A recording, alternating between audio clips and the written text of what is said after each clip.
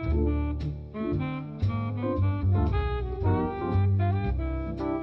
Guys, welcome back to my YouTube channel. അപ്പോൾ ഇന്ന് ഞാൻ വന്ന് നോക്കുന്നത് ഒരു സ്റ്റിക്കേഴ്സ് ഉണ്ടാക്കുന്ന വീഡിയോ ആയിട്ടാണ്.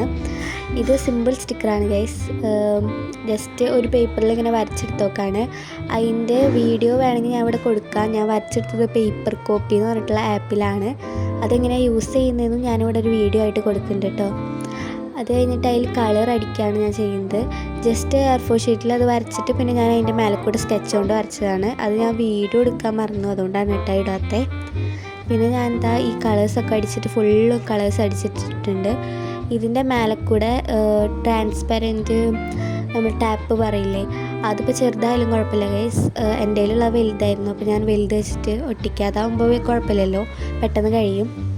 അതുകൊണ്ട് ഞാൻ അത് വെച്ചിട്ടാണ് ഒട്ടിച്ചത്. പിന്നെ ഇത് ഒട്ടിക്കുമ്പോൾ എയർ ബബിൾസ് കയറാണ്ട് നോക്കണം. എൻ്റെ കയ്യിൽ ചിലതൊക്കെ കയറിയിട്ടുണ്ട്. എയർ ബബിൾസ് കയറിയില്ലെങ്കിൽ നല്ല ഭംഗിയുണ്ടാവും സ്റ്റിക്കേഴ്സൊക്കെ. അപ്പോൾ നിങ്ങളത് നോക്കിയിട്ട് നോക്കാം കേട്ടോ. അത് കഴിഞ്ഞത് ഫുള്ളും വെട്ടിയിട്ടുണ്ട്.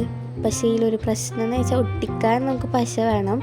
അല്ലാണ്ട് ഒട്ടിക്കണമെങ്കിൽ നിങ്ങൾ ഈ നെയിം സ്ലിപ്പിൻ്റെ ഒക്കെ ഉണ്ടാവില്ലേ, അത് ജസ്റ്റ് ഒന്ന് പശ തേച്ചിട്ട് അതിൻ്റെ ഒട്ടിച്ച് വെച്ചാൽ അത് കയറുമ്പോൾ നമുക്ക് ബുക്കിൽ ഒട്ടിക്കാൻ പറ്റും. എൻ്റെ അത് ഉണ്ടായിരുന്നില്ല, കാരണം ഞാൻ മറ്റേ ഫെവി സ്റ്റിക്ക് വെച്ചിട്ടാണ് കേട്ടോ ഒട്ടിച്ചത്.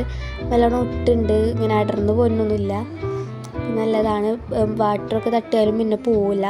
പിന്നെ നിങ്ങൾ പശ കൊണ്ടൊന്നും അധികം ആക്കാണ്ടിരിക്കുക. പശ കൊണ്ടാക്കിയാൽ ചിലപ്പോൾ സ്കെച്ച് പരന്നിട്ടാക്കിയതാവും. പിന്നെ ഇതേപോലത്തെ വീഡിയോ വേണമെങ്കിൽ ലൈക്ക് ചെയ്യുക, കമൻറ്റ് ചെയ്യുക, സബ്സ്ക്രൈബ് ചെയ്യുക. തൊട്ടടുത്തുള്ള ബെല്ലൈക്കൺ അമർത്താൻ മറക്കണ്ട. ഈ പുതിയൊരു വീഡിയോ ആയിട്ട് വീണ്ടും വരുന്നതായിരിക്കും. എല്ലാവർക്കും ബൈ ബൈ.